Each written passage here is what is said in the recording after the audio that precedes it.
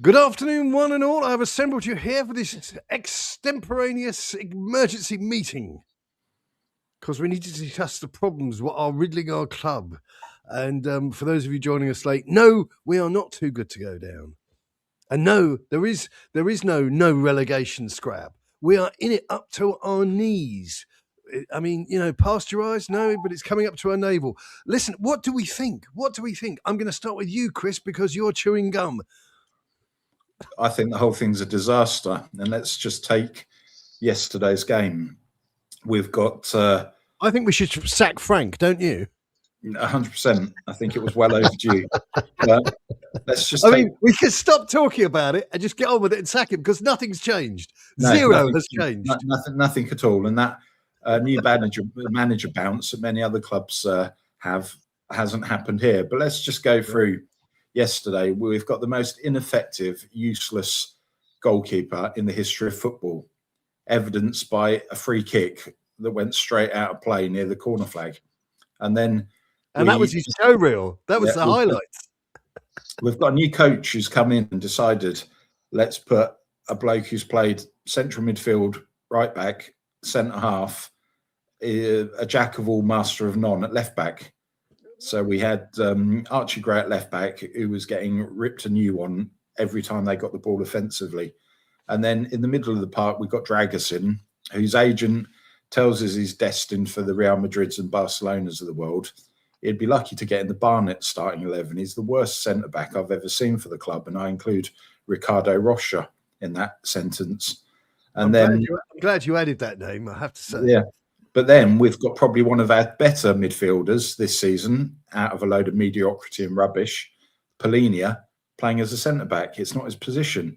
Then in front of him in midfield, you've got Basuma, who has been in nobody's plans. There's been no attempt to negotiate a renewal of his contract, and he'll be in Turkey or somewhere come June, July this year.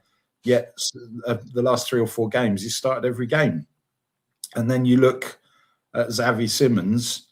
We were led to believe we were signing a great player, but he looks like a player who's at home in the under-12s league. Yet you're playing him out on the left. And then you've got... who was playing on the right in midfield, Conor Gallagher, who people assured me was a good player, but at the moment he looks similar to many other Tottenham players, a complete waste of money. And then in front of him, you've got Solanke,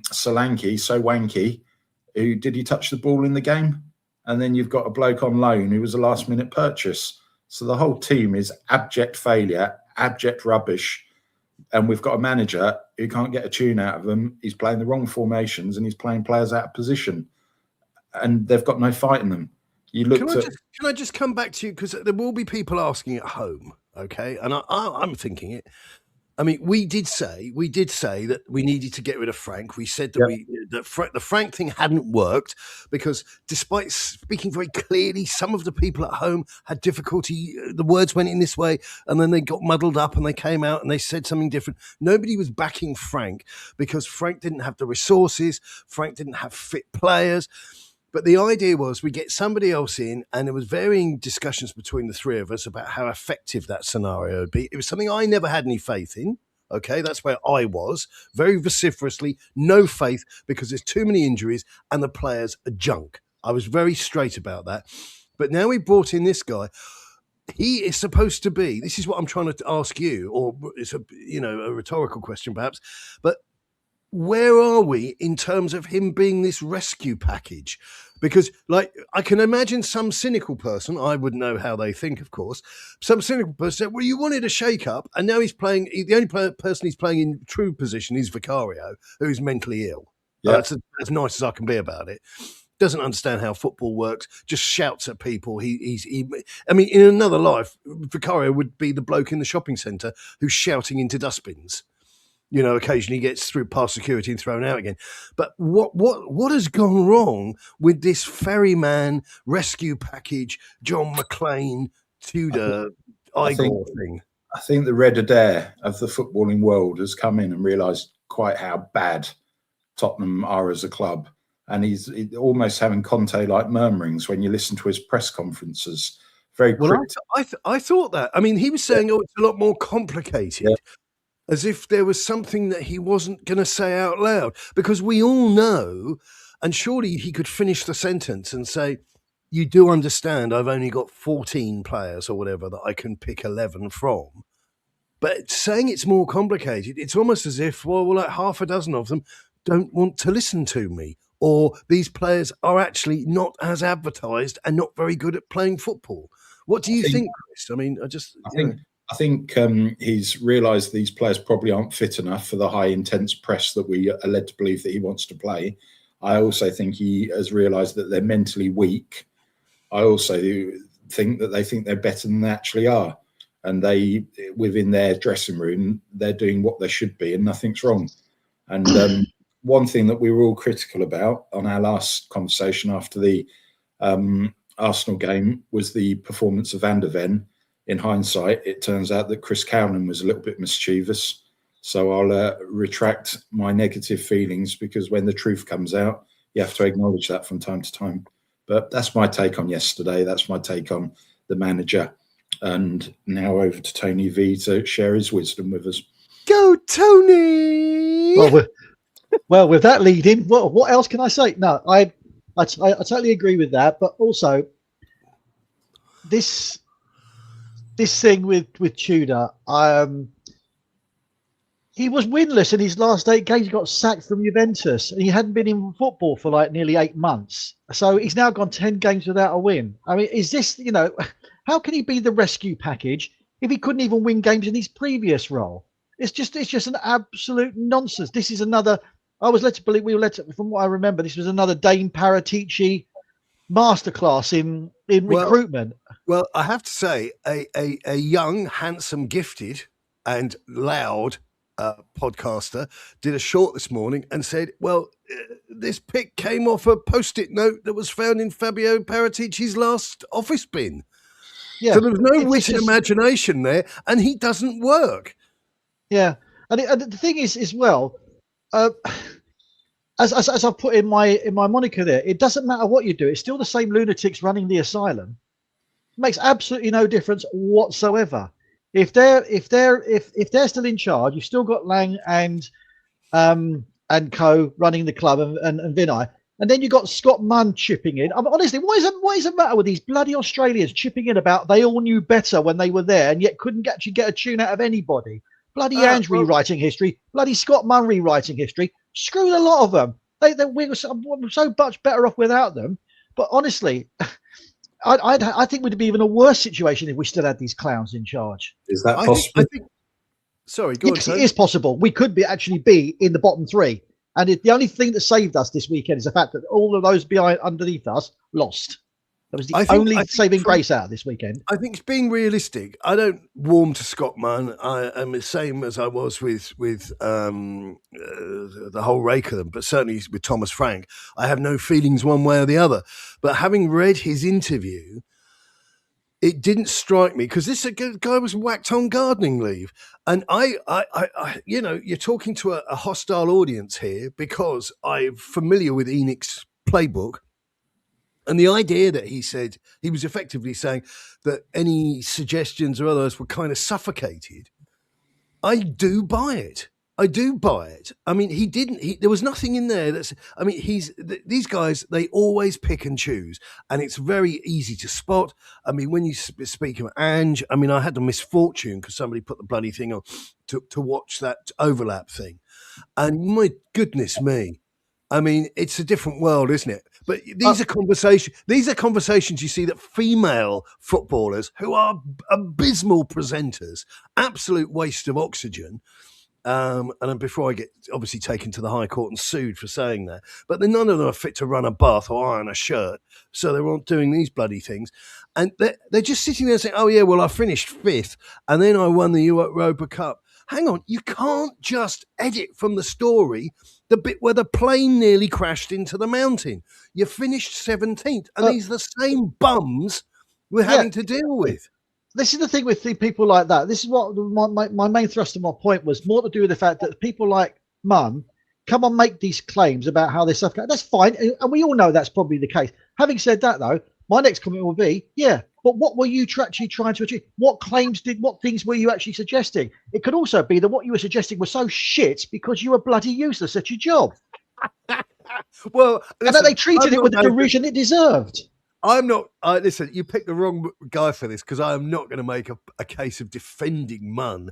But all I will say is that if anybody tells me anything negative about ENIC, and bear in mind, I have been one of the very few voices who has listened to people who've got negative things to say, because again, I did it on a short thing about Chris Cowlin. Influencers are incapable of telling the truth. And I could have had 100,000, 250,000 followers on these different platforms if I was prepared to zip it and toe the company line. On the thing about Van der Ven, yeah, it might have been very disingenuous with all that, but actually there's a lot of evidence prior to that to suggest that stuff like that was going on anyway. So to me, I don't think whilst he's probably just trying to fuel the narrative to gain a few more clicks, which is, as you say, what everybody does. Ultimately, and we've discussed this in the past, there have been times where he's just turned off in games, or his attitude has just been stinking. The way he's like blanked Frank at the end, and they said, "Oh, he apologised and all." I don't care. You do that in public. You go and apologise in public. You make it known. You don't say, "Oh, behind the doors it was all sorted out." That's crap, because he sent a message out there. And yesterday he was walking around most of the time with a face like a slapped arse. He was just miserable, and he clearly just doesn't want to be there anymore. And you know something? I don't blame him in some respects because of the way ENIC had dragged us down. But what you want right now is you want men, you want characters, you want people who are prepared to fight in the trenches against almost irredeemable odds. That's what we need. We don't need prima donnas who are more interested in how many clicks they get on bloody Facebook and all this sort of crap. We need real people who are actually prepared to real football players who are prepared to get stuck in the trenches and get it done, because without that, we're going nowhere. Well, I think what you're touching on there, Tony, and I'll be more controlled than normal, because this then leads me neatly into the conversation about that bloody flag, all the stupid non-football related business things, and what's the word? I mean, we're into dealing with morality here, which when most footballers are narcissistic psychopaths is a little bit rich for us to get too deep on that one. But if we stay away from the club and then look at the fan base, and then that looks how the ecosystem there works with influencers and people putting out content, Sky Sports, all these people. And if we leave the BLM stuff to one side and the interfering with children to one side, and just talk about how we speak to each other, removing key parts of the story, like we nearly crashed into the mountain, which is a part of the story everybody on the bloody plane remembers, right? Nobody in the two airports gives much of a monkey about it, because they didn't have to put a fire out either end. Plane took off all right, landed all right. But what happened in the middle where you nearly went into the bloody mountain, people screaming, you can't edit from the story. And all of these people are the flipping same. And Cowlin, because he's too much of a stranger from the truth, for example, we have to mention him by name, shouting out, "Oh, the Daily Mail are saying," hasn't got a clue. And I have to say, the Spectrum brothers, you know why I picked the name. You understand how the world works, don't you, kids? Right? It's not the Spectrum brothers in reference to the guy that invented the computer and that odd little vehicle that is now a collector's item. These people are not familiar with the truth.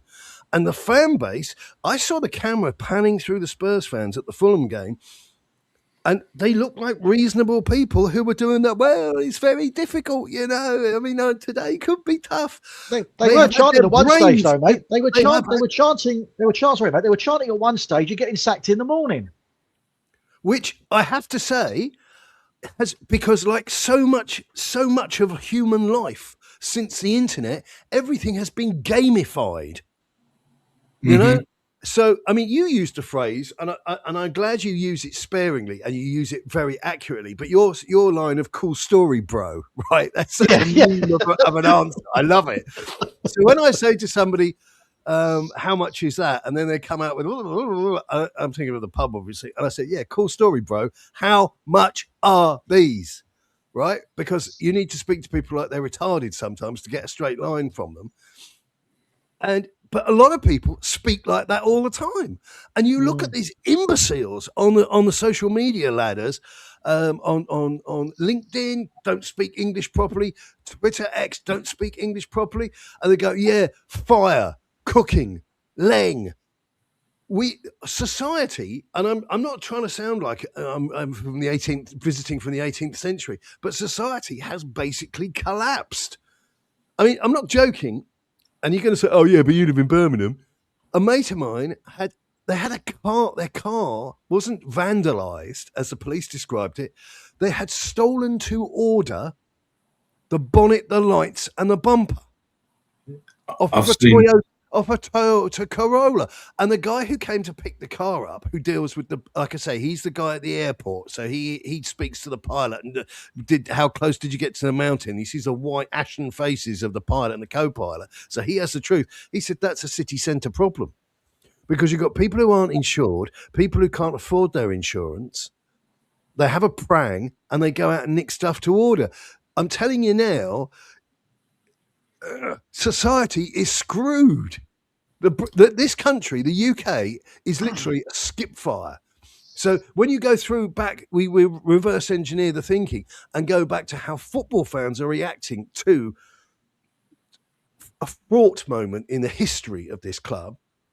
And we're still hearing people mumble "too good to go down" and getting, not aiming this at you, Chris, but yes, tactically there are. But this is beyond tactics. This is beyond too good to be down. This is 25 years of pure thoroughbred mismanagement. I read something this morning, which I wish I had. You know, one of those things you read a comment and you wish you could unread it because the level of stupid that was involved in it actually broke your IQ down.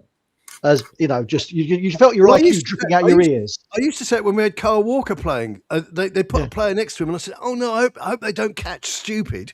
Yeah, honestly, it was the turning point in our season which was a contributor to this season was because we sacked Ange and we had momentum going into the following season, and I could feel my brain leaking out of my ears in protest having read something so dumb. Well, do you know there's two things there which I'll keep brief because I've got no time for that masquerade fraudulent toilet cleaner of a fucking Australasian moron, git, tosspot, blah blah blah. But I mean, these Aussies, they're different time of the day there, so they love being first. Yeah, they love getting their comments in first, and they see this as a wonderful opportunity for them to go, "Shouldn't have got rid of starry-eyed boy, should you?" They're that daft, and they're still lurking. I think my idea of hell would be to go to Australia. I appreciate if I did go, and as soon as I get to the airport, it'd be like a cloud would be, and it'd be the end of days there. I get that. Hey, your passport's probably been revoked, mate. You're probably not. You're never getting in there now with the amount of abuse you've given Ange over the last couple of years, mate. You're never getting in that country now. You're on the list, mate. You're on the list. Don't worry about me, mate. I'm a citizen of Legoland, travelling incommunicado.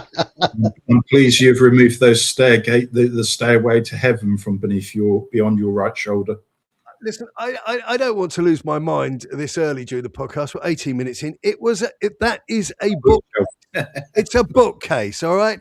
And I love the fact that, that sums up the situation. But this reminds me of the mental patient that pointed out that the door handles on the doors in a barn conversion he didn't like. And it sums up the way you need to stop doing what you're doing and leave the house.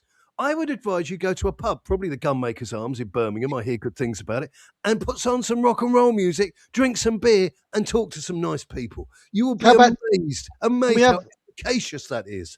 Can we offer that same advice to the owners of ENIC, please? Just just fuck off out and don't get. Honestly, it just drives me nuts. The owners of ENIC are welcome to come to the pub, but there's a surtax where they have to listen to me explain to them in very simple biblical language what they're doing wrong and to stop speaking in Klingon or LinkedInese or whatever it is they're speaking, which they're fluent in, and start making football decisions. That Tudor guy, I think you actually hit the nail on the head, Tony. That was on a Post-it note in Paratici's bin, but that Post-it note was months old. He lost his last 8 games. I think whatever mojo he had, he looks as broken as anybody else we've had on the touchline. And he looked broken halfway through the Arsenal game. He looked broken halfway through the Arsenal game. Yeah, because he couldn't believe how inept inept and inadequate we are. And our social media team, who are playing to the audience of sea lions, go, throw me another sprat, toss us another mackerel over here, John. They're ready for that because they've been groomed. I know this is language people don't like hearing about football, but the human life isn't that complicated. These people have absolutely been groomed. And they are groomed and they think that they just respond to things that come out of the football. Oh, he's a baller. He's a generational talent. He's cooking. No, we're cooking on a radiator. We're cooking on a heated argument. I mean, seriously, you get food poisoning from the cooking that's going on around Tottenham. Current predicament, I keep on going back to that fantastic video from Johan Lang, where we didn't want to sign somebody for the short term, the medium term, or the long term, because it would impact on the bloated squad we currently have. And when people return from fitness, it would mean people weren't getting game time. Now look at us. We were offered on a plate 3 times. Lookman, in his first couple of games for Atletico Madrid, has scored something like 2 and made 4 assists.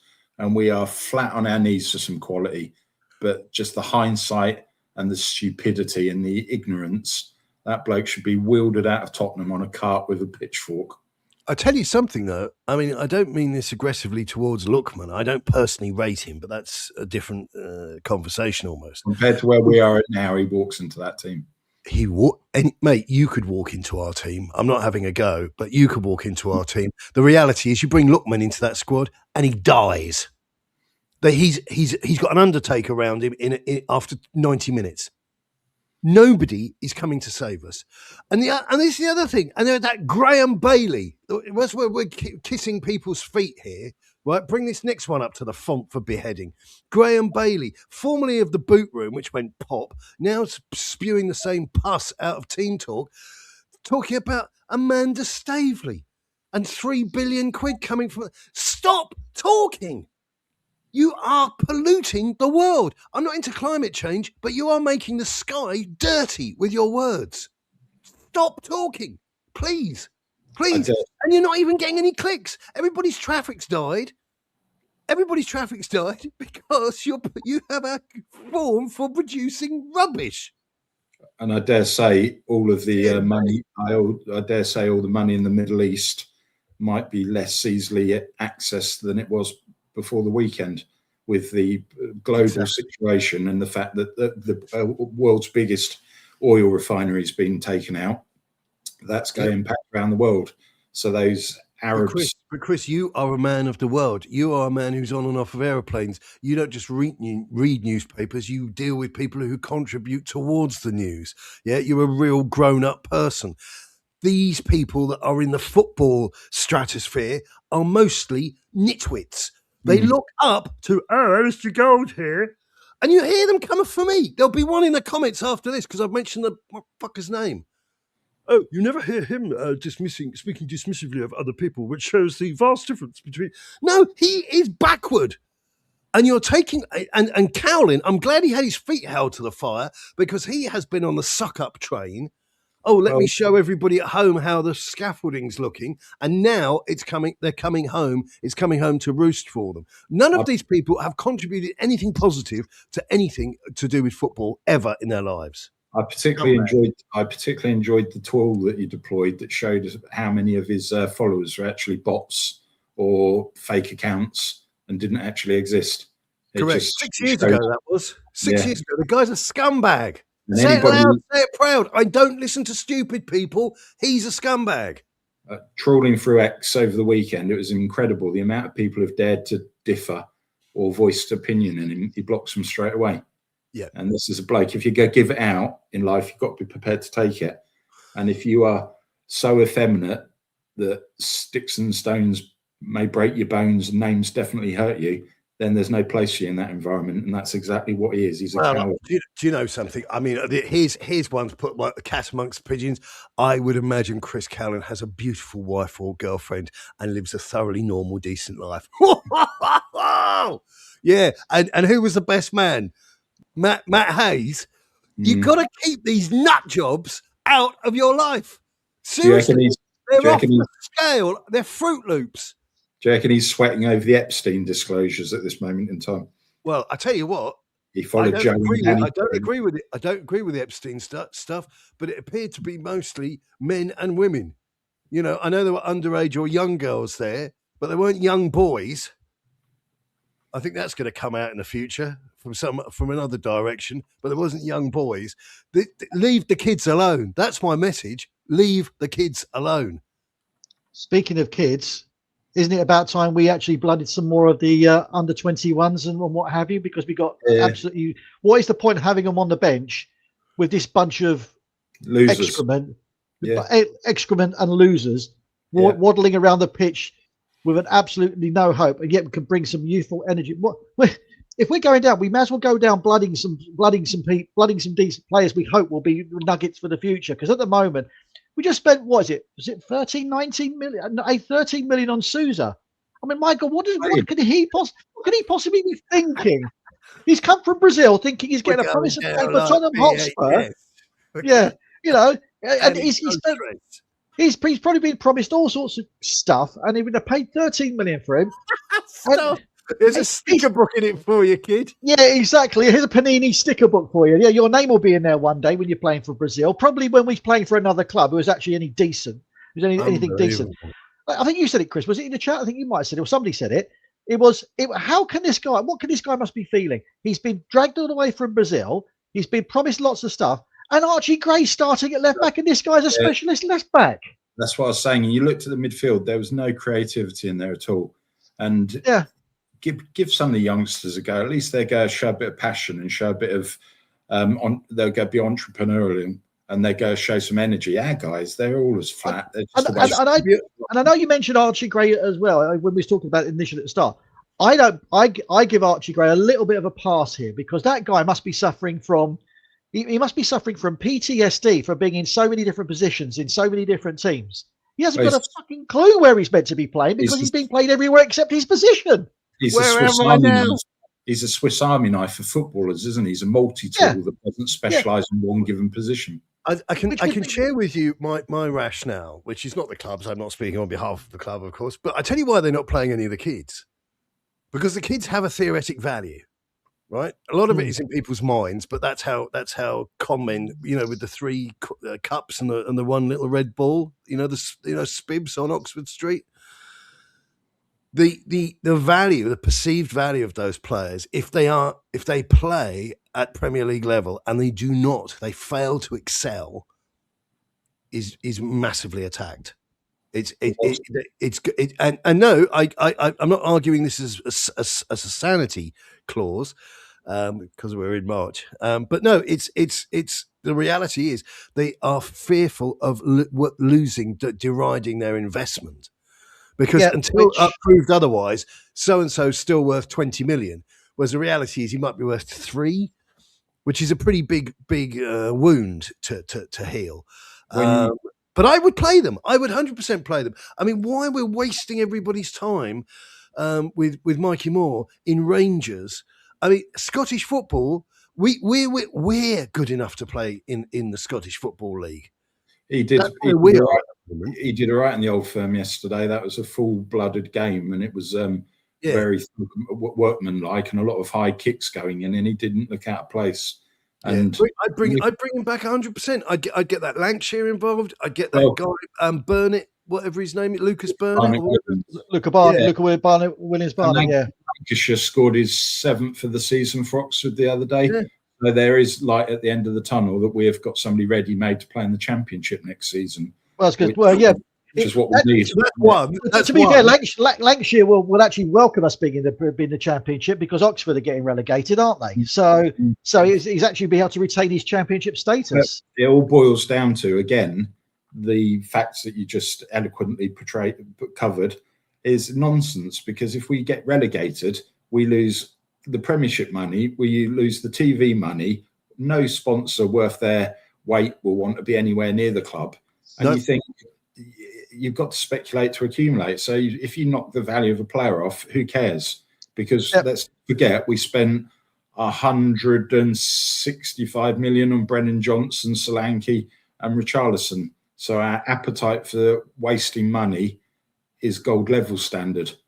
But we've I got don't know if Absolutely. you watched. I don't know if you watched that video I put up on the Substack the other day. It was with I think it was the guy who was behind Sunderland when they did the documentary. Oh yeah, You know, the Amazon thing. That, if you haven't seen it yet, I'll put the link to it and I'll make it open to the public and I'll put it in the description of this thing because it's worth watching. Because if you want to talk to anybody about the money at Spurs, should we get relegated, I really advise you to do it with a grown-up in the room because you might have trouble getting off to sleep. It's the stuff of nightmares. And all the stuff that many of you out there in the fan base were so vicariously proud of that ENIC had set up, like the low loan repayments, suddenly that's like going to be your McDonald's you would normally buy for lunch on a Friday as a treat when you're at work. And suddenly you're out of work and you're getting a gyro that doesn't really cover anything. And you're not drinking bottled water, you're drinking out the tap. It's that turn of events. So your Mackies that you'd get, and you'd think, well, that's a little bit of a treat, bit more up the scale than getting a sandwich from the local co-op or whatever. That's gone. Your Mackies is gone. As I say, you're not drinking tap water, you're not drinking bottled water, you're drinking tap water. And everything suddenly got a bit tight and a bit awkward. You've got to watch that video. And I'll put it in the link, the description of here, so you can see it. These are people who understand football money. Okay, so it's not like, oh, he's from Sunderland, he's from Arsenal. The repercussions of what these imbeciles, and that's what I've been calling them for many, many years, and everybody that attacked me got it wrong. I mean, don't get me wrong, I take no pleasure from this, otherwise I'd be smiling, and I'm not smiling. I'm angry. I'm still angry because I put it to you as succinctly as I could, but all you wanted was a diet of, yeah, rah, rah, rah, we're going to win the World Cup. And you've been morons. And that's why this channel only has the subscribers it has, because I am not giving you the dopamine hits that the footballers give themselves when they put out a strongly worded post on Instagram after they see something they don't like. Oh, he's so brave. And now it's been funny in the space of just a couple of months, Romero's bravery for putting out his Instagram posts, most people are saying, yeah, it would have been great if he actually spent less time doing that and more time acting like a fucking man on the pitch. But he's useless. They're all useless. They're all useless. You mentioned the point there about the young ones and about their depreciating value. An old manager of mine once told me, and I've always remembered this, is sometimes you have to expose yourself to the risk of being successful. Of course you do. Yeah, you just have to do it. Otherwise, because you'll never know whether you were going to be successful if you'd never even have a go at doing it. And secondly, go on, Chris, go on. There's a football club somewhere with a motto, "To dare is to do." Yeah, which one? Who's that? Who's that then? Well, they don't live by that motto, do they? Are they still trading? No. It's more like to dare is to do as long as it balances on the spreadsheet. To dare is to do little.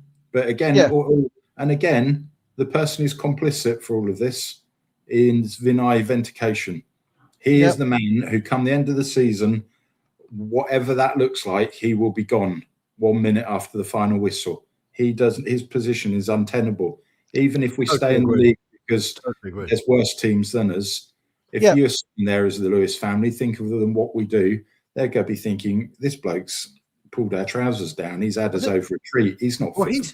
He has no idea what he's doing. But what he's done, and I would suggest this is quite common in life, is that he's one of these guys who I would imagine is excellent at interviews and excellent about putting these hot air LinkedIn speak garbage about, growth in sectors, performance, blah, blah, blah, all the rest of it.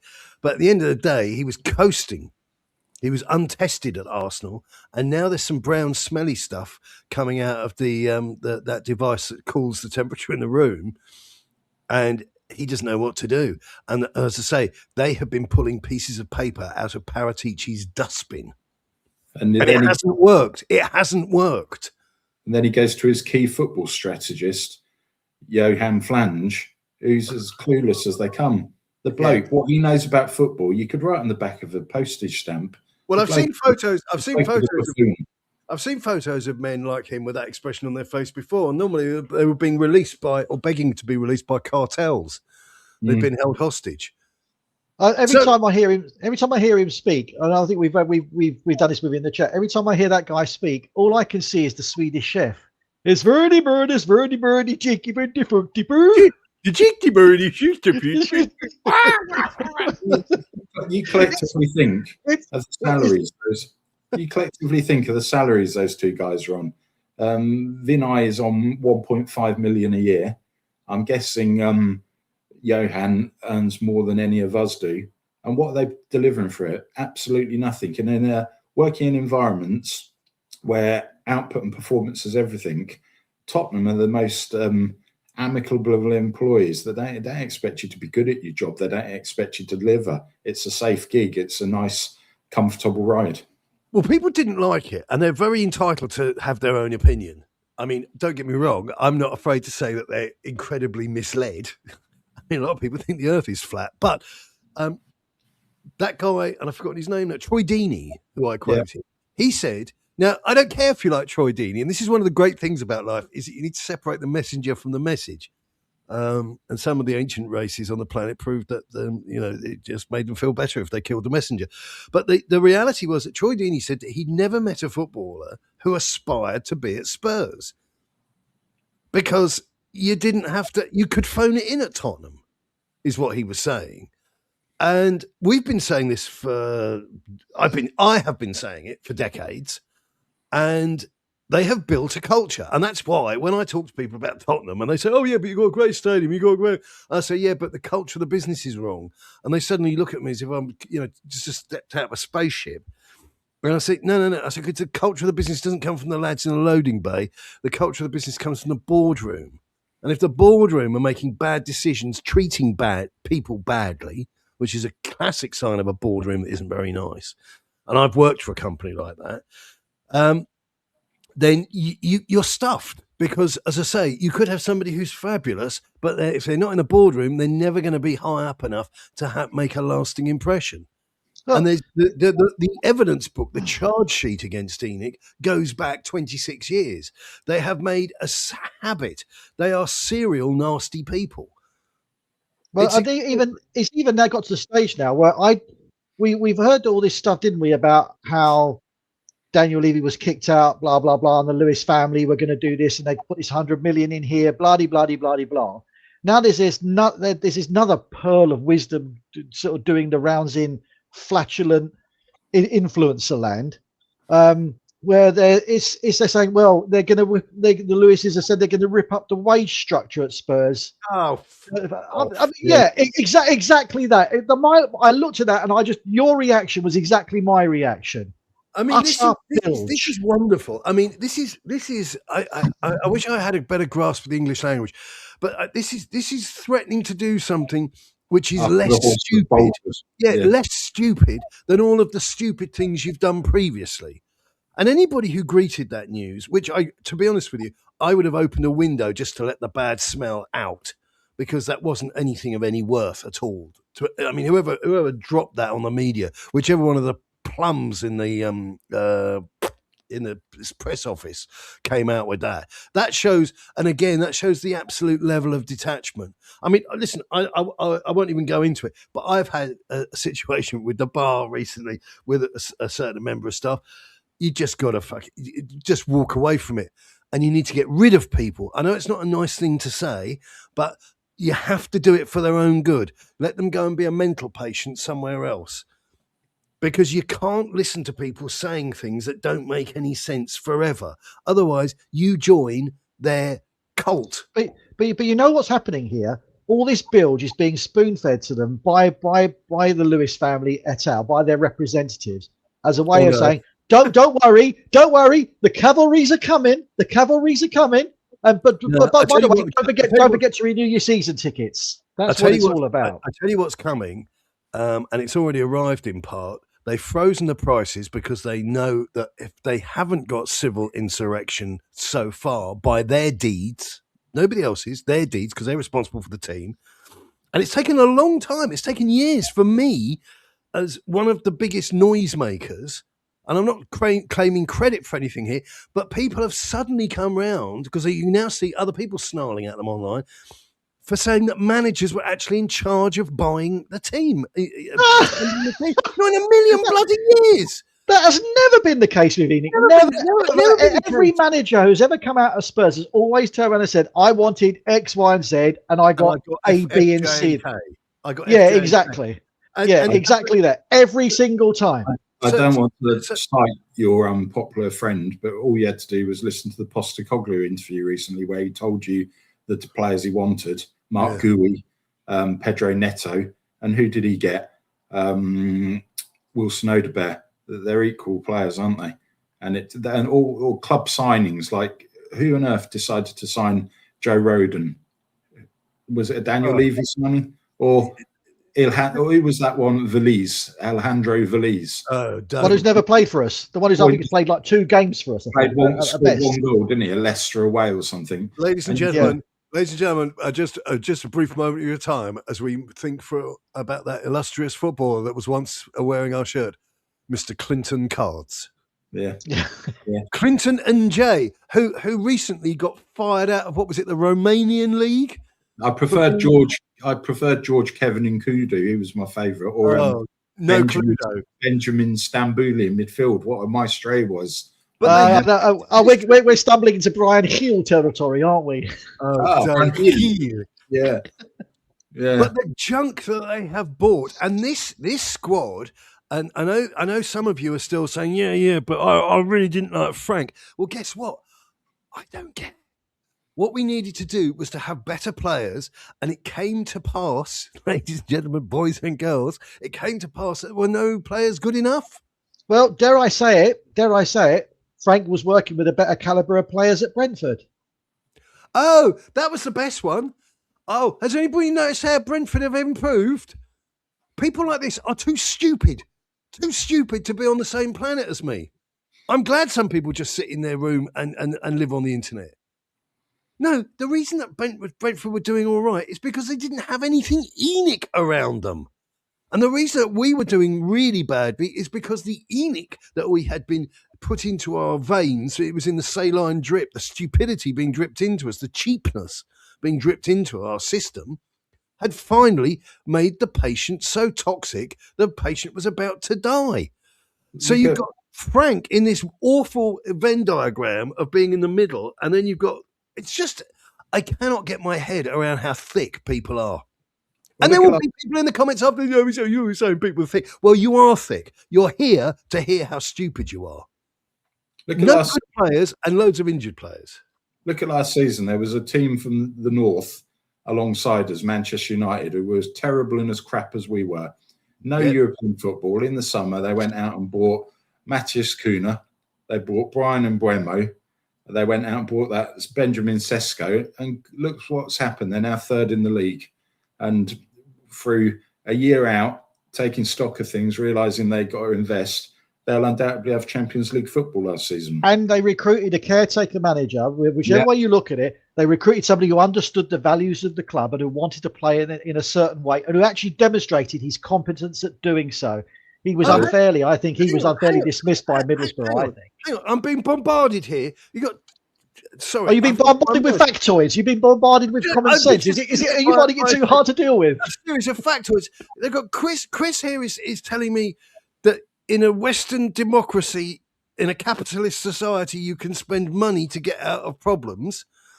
And then Tony is adding to the mayhem of that, saying that if you do something which isn't a political appointment, but actually makes sense in the real world, that can help get rid of problems. And then you're trying to kid me that Manchester United are at the very near the top of the table and we're really at the very bottom of the table. No, I don't buy any of this. You two are like listening to radio stations. You know when you see those things on the telly? You know the things on the telly they do where they get 2 Chinese restaurants to talk to each other on a mobile phone? That's what I'm listening to at the moment. Harold, what you want? Yeah, what you want? That's what I'm listening to. I don't get any of this at all. I'm going off to watch the Spectrum Brothers now because apparently we're going to get a point against Palace, and that's where the turnaround starts. Well, Palace on Thursday night could arguably be our biggest game of the season. I think if we lose that and we don't get something from it, we're in absolute danger. I don't mean this to be nasty, Chris, but our biggest game of the season has been every game this season. Well, all the games from this point on are cup finals to us, aren't they? 100%. Yep, 100%. And if we can get that make a difference. We've got such a abysmal record in cup finals. Well, it's only for good fortune that those teams beneath us lost this weekend, and there's still 5 points between us and West Ham and 3. So if we can etch away and get points here and there, who knows? But if we lose to Palace, we might as well give in. Listen, for anybody joining us late or was involved in an accident as a child, like they were dropped on their head as a baby, I don't wish us ill, but I am refusing to argue against reality and logic.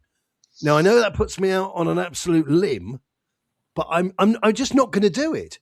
I think Wolves will beat us. I think Palace will smell blood.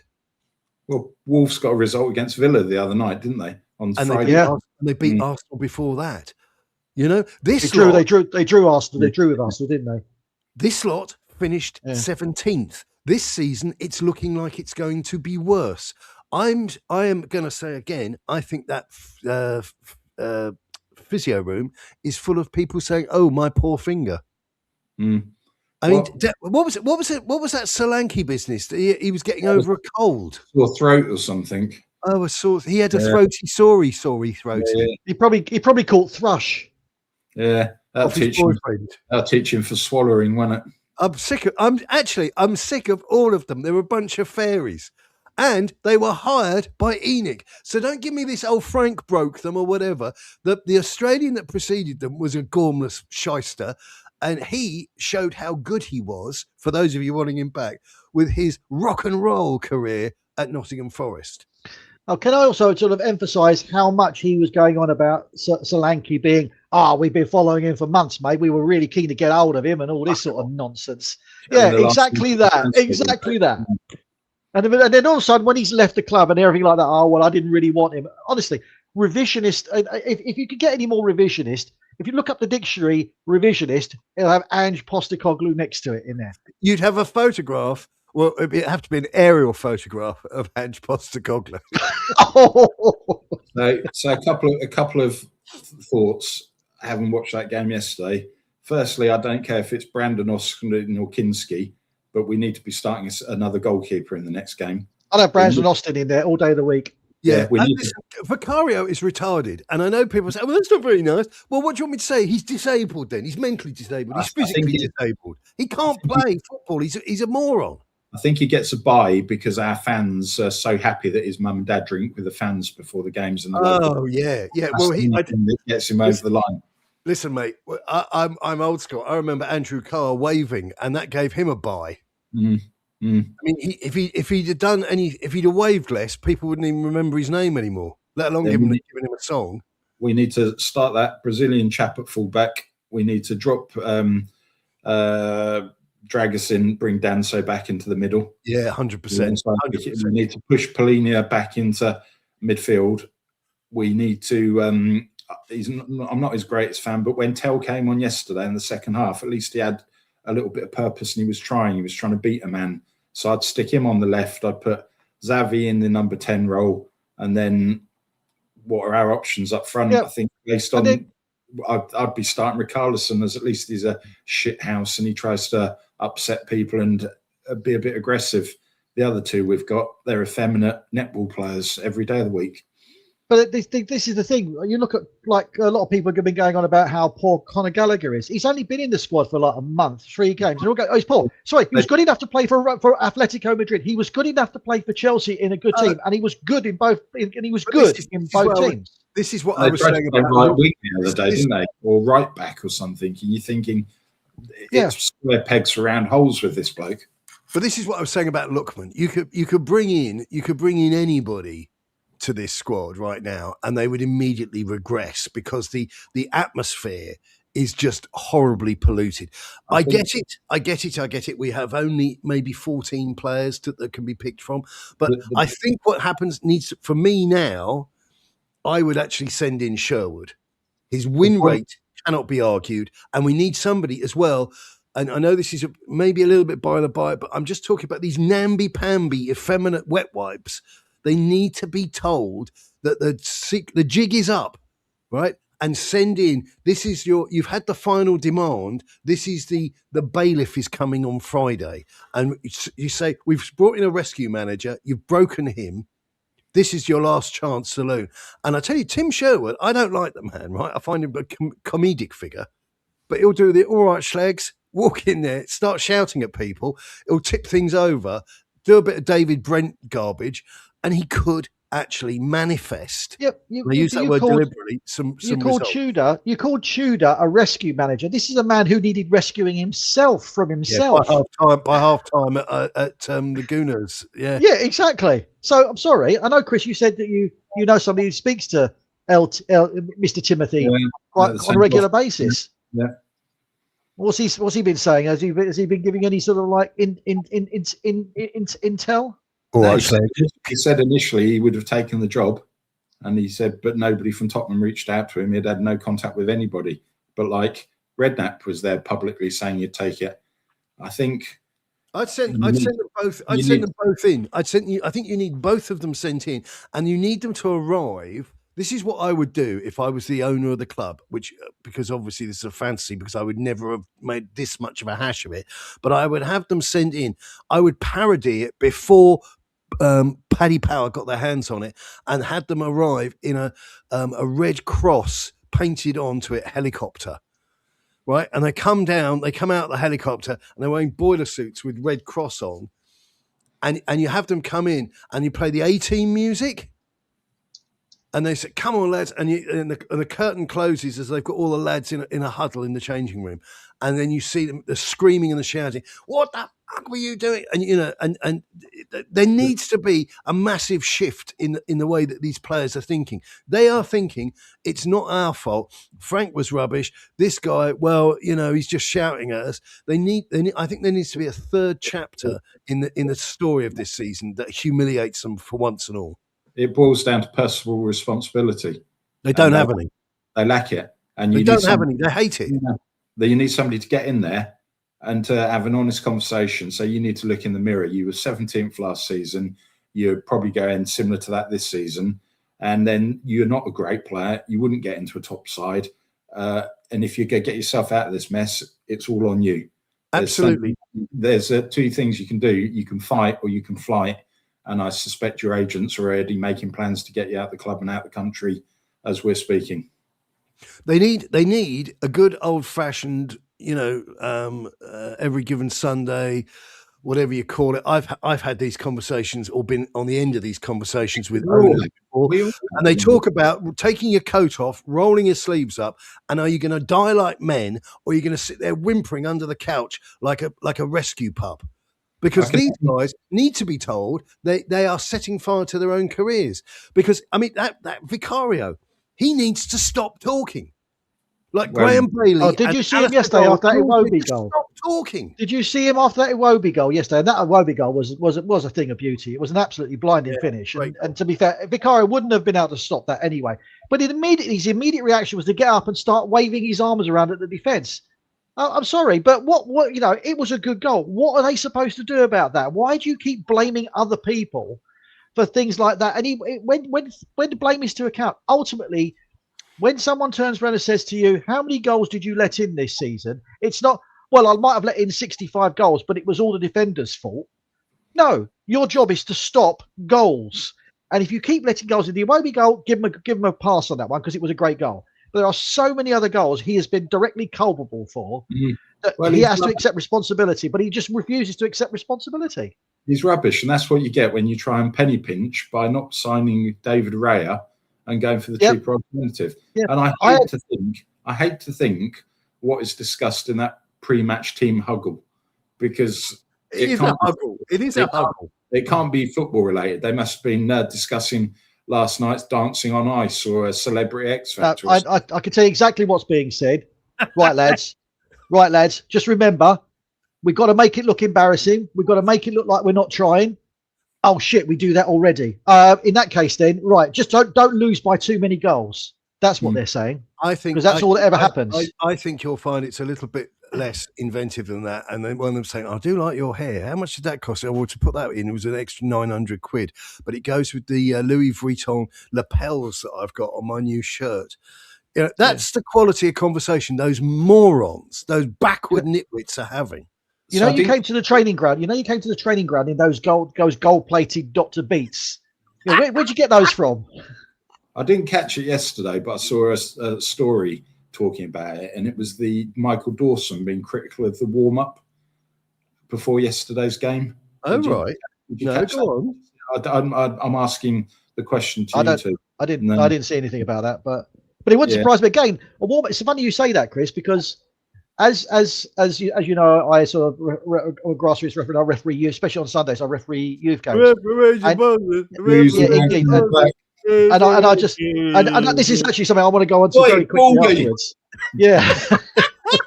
It's not normally that. It's not normally that generous. It's not normally that generous, I'll tell you. But I refereed a game for a friend yesterday because there'd been trouble in the previous game, and it was just under 12s, believe it or not. I was having a little bit of trouble with Jessica. Okay.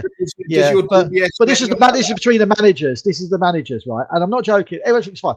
But in that warm-up, in both teams' warm-up, there was actually real warm-ups going on, exercises, proper passing and movement, proper exercises, proper stretching, everything. And when you see Spurs doing it, it's just like it's like monkeys trying. It's like someone's trying to teach monkeys how nuclear physics works. It's just utterly clueless. Gaffer, sorry, mate, I dropped the leaflet. How do I dismantle a nuclear bomb again? That's the only thing that might save us at this moment in time. But honestly, strike from Iran, that would do it.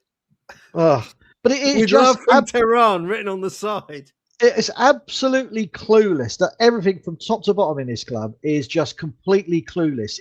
Gentlemen, you can't fight in here. This is the war room. I'll put a question to you now. Do you think if old Danny Boy had stayed at the club, we'd be in this predicament now? We are in the position. We are in the predicament because he was at the club. Do you think if he was still there now, do you think we'd be in this same situation? Yes, because he and Enoch and all his friends who are still there today, they precipitated this. They were the catalyst for this stupidity. All the good things they have done have left. We'll be forgotten about very quickly. No, they've left. Harry Kane has gone. Son Heung-min has gone. All of the decent footballers we've ever had have gone because they have cashed in. They have stripped the assets. And so many people don't understand that. Makes you realise, doesn't it? When you look at where we are now and look what's happened since the likes of... Okay, yeah, we know that Sonny probably in the last year or so wasn't really the same player. He was probably just mentally exhausted with being such a shit club for so long. And it just probably wore him down. But it just makes you realise for how many years... You've mentioned this, H, on more than one occasion, usually in a derisory and derogatory term, about generational talent. But Harry Kane was a generational talent. There is absolutely no doubt about that, and it proves now beyond a shadow of a doubt that him and Sonny in particular over the last few years when they were working together kept this club afloat. 100%, and I have to. I'm going to say it for the umpteenth time. Excuse me if I'm allowed to, but the irony of Kane to me is that because people love using the word legacy because they don't understand what it means, and it's like a buzzword. It's like I said to you on social media: cook, yeah, fire, laying, all this. People have stopped using language as it's supposed to be. But the legacy of that guy is that we gave a 30 million quid discount on his goodbye price, on his own it forever price to the Germans by taking a piece of guano off them.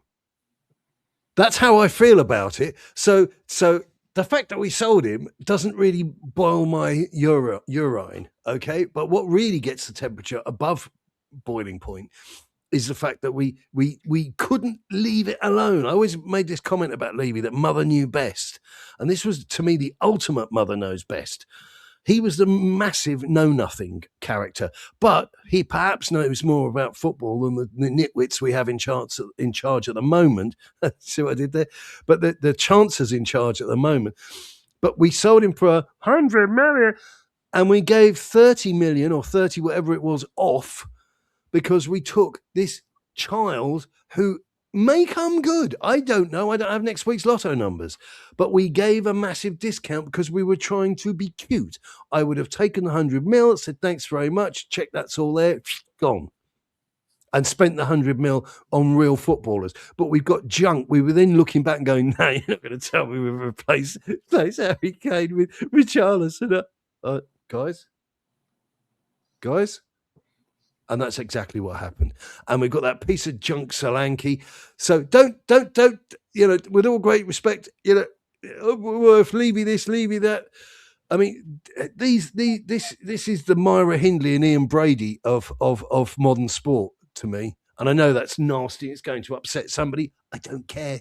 You shouldn't be so stupid that you're listening to me that I reference serial killers and you think that's a nasty thing to say. The damage that people have caused to generations of football fans is immeasurable. And tell you what you've got exactly what I said many, many years ago. You're going past the Darlington Football Club Stadium and there's a big sign on the outside that says Car Boot Sunday. That's where we are. And if you think I'm wrong, watch the football finance video. It's on YouTube, but I'll put it in the description at the end of this, and you can see exactly. And these are men who understand it, unlike you, who's a child sat in your bedroom moaning because you've been educated poorly by both your school, because the education system in this country is broken, and by the media. So everything you've been consuming has made your brain smaller and more miserable. So I'm sorry, but you've only got yourself and other nitwits to blame for the situation we're in. But it's also down to ENIC though, H, because ultimately, ENIC, absolutely, they're shysters. What we have is a pattern, and Chris, you may disagree with this because obviously we work and what have you. But in recruitment, when you're recruiting people, you tend to recruit people of a similar sort of ethos and skill set, or people that you relate to. You don't because you're looking for people who are going to fit in with what the current environment is. And they're not going to be disruptors. They're not going to be people who are going to absolutely destroy whatever you've bought. But all ENIC have done is exactly that. They brought in the people that are going to recognize, going to bring them in value for money in terms of just making the spreadsheet balance bigger. They've had no interest in football. They have had no interest in actually developing us as a club. It's only been developing us as a club from a 100% financial profit perspective. That is all they've ever done. Nothing more. Well, that's evidenced by the low wage bill. We pay peanuts, you get monkeys. And when was the last time we signed a player any of us got excited about? The good news is that when he returns from fitness, we know that Odebear's competent in the Championship, so we've got a ready-made player for that league there. I'm so pleased you said the Championship, because there is nobody coming back that's going to revolutionise us. I mean, they're talking about Kulusevski, and people are sort of wetting their woggle over that, and they're talking about James Maddison, who I have to say, kind of yesterday's man at this stage. Well, Maddison was going to be in the Championship, and we rescued him from that, didn't we? Can you imagine him sort of like turning up from that? And don't come out around here with your truths and your FA. Yeah, well, I'm sorry, I can't help it. It's one of these things, but it's like having a Tourette's, isn't it? I just say the things that actually matter.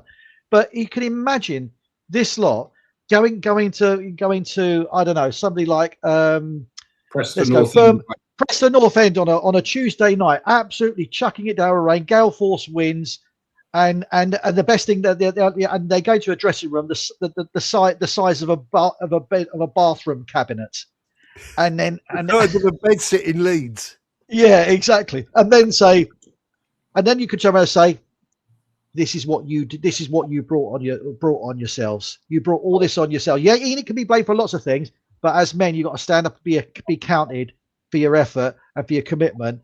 And this lot have none of that. Zero effort, zero commitment, no desire. 3/4 of them have checked out already. Van der Ven's checked out. Romero's checked out. They all know that if we do go down, they're all going somewhere else. So what does it matter to them? Yeah, you say that, but it's a case of who will be left over, because they're all cowards, and as soon as relegation kicks in, but they don't care about that, Chris. They won't care about that. They don't care.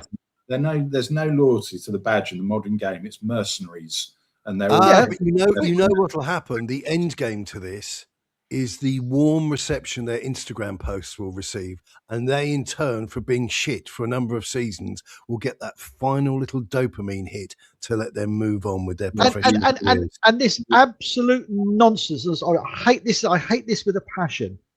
This nonsense about when they come back to a club, being sort of like, everybody sort of like blah blah blah. Oh, well done, they were a great servant to the club. Or players themselves not celebrating when they score against a previous club. I'm sorry, you're employed by the club right now. That is your only loyalty is to them. It's not to respect. No, I'm sorry. The only respect you pay is by absolutely banging 3 or 4 against the old club. That's how you pay respect to them. I call it. Hang on. Sorry. And this is again more. I'm just hearing 2 radios as 2 Chinese restaurants shouting at each other. Your messaging there, that's not going to be picked up by the fans of mental illnesses and cross-dressing. I mean, who do you expect to believe this rubbish? That's because I'm not addressing them. Who do you expect to believe this rubbish? I'm a big fan of men in dresses, and I want to be able to go into a ladies' changing room and say, hello. I saw one on a recent British Airways flight. I saw one on a recent British Airways flight back from Oslo. How would you put that? Would you like some nuts, my lord? I've already got some, sonny. She or he certainly had 2 of them. But this is the issue we face here right now. We're going back to like what we originally talked about. People, we need those people, and God bless them and celebrate their memory. Those people who are willing to stand up and go over the top. Yeah. Knowing that we're probably going to lose their life. And I'm not demeaning them in any way, shape, or form. I respect what you're talking about there is the humanity that we have lost certainly as a nation. Absolutely. Yeah.